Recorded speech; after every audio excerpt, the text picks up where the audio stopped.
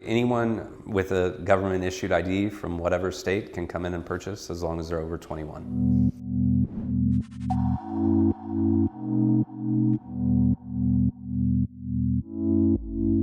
Missouri passed through a ballot initiative that was supported and drafted by advocates and industry operators. And because of that, they are prioritizing a smooth and efficient transition. It's a similar sort of system that has been done in other states. And we'll see Missouri emulate some of those states. That means millions of dollars in new regulated cannabis sales, millions of dollars in tax revenue that will come into state and local governments, and huge benefit for consumers that now no longer have to buy cannabis from the illicit market.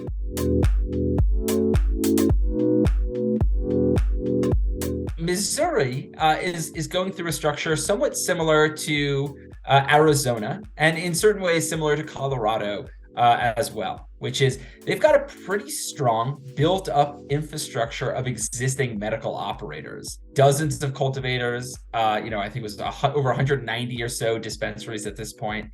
And they're going to allow those businesses to transition relatively simply and smoothly. And so unlike, a state like, let's say, New York or Connecticut or New Jersey, you're going to have a lot of operators ready to open in the first day and in the first few weeks and first month. Allowing consumers to actualize their demand at regulated facilities quickly is one of the biggest benefits of these quick turnaround times. Other places where they're a little bit slower in the licensing process, or they have less built medical infrastructure to transition, it might look like for them, year 2 or 3, Missouri is going to be able to accomplish in year 1. The comprehensive license basically allows the licensee to sell to both medical and adult use with the same product. And so the state, I think, had a vision that was a little bit more forward than other states to say, listen, there shouldn't be a difference between medical and adult use as far as quality goes, as far as testing goes. So why do we need to separate these two inventories instead of just providing the same inventory out of one?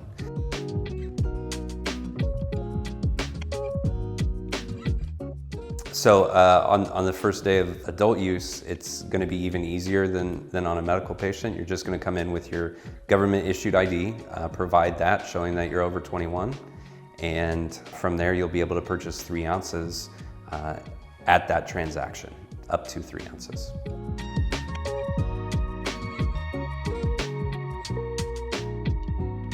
So what we're preparing for is, one, ensuring that we have enough inventory for the recreational or adult use consumers, but also making sure that we have enough product for our continuing medical patients. So what we'll do here is we'll retain some of the inventory that we get each time, and if we sell it out on the sales floor, then what is retained will be for medical patients only.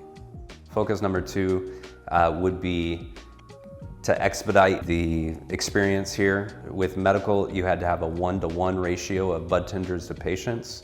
For adult use, we can have a 1-to-3 ratio, so 1 bud tender can help 3 patients or 3 consumers at a time.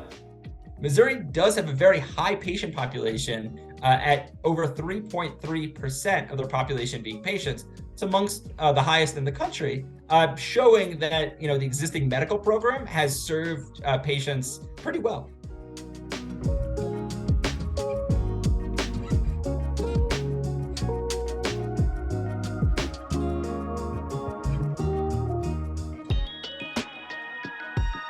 You can also possess up to 12 ounces, which is a 60-day supply. And then if you have a home cultivation, you can also possess up to 18 ounces as long as anything over the 60-day supply stays home. So you can carry more, that's one benefit. There's also additional benefits there's protections that aren't in place for adult use. So there's parental rights protections, there's employment protections. And so those additional things, as well as what we're doing as an industry, looking at the patients and saying, you put us in this position where we are today, we want to continue to extend, offerings to you that aren't available to everyone. And then there's lower taxes as well. What you're seeing people do is, if their medical card expires, waiting to see how the adult use market goes. Because of the convenience factor, they don't have to get the doctor's appointment. And probably the biggest thing is they don't have to pay for the doctor's appointment, pay for the medical card, be on the list with the state, and all these what could be intrusive procedures to go through. I think people have been waiting for this day for quite some time. If you're going to consume marijuana, just don't drive. That's the smartest, easiest way to eliminate any types of issues and problems. And a disclaimer: if you get pulled over and you are deemed to be impaired by a substance other than alcohol, such as marijuana, you can receive a DUI. I urge people to understand that even though marijuana has been legalized both medicinally and now recreationally, there's still a duty and a responsibility to drive safely.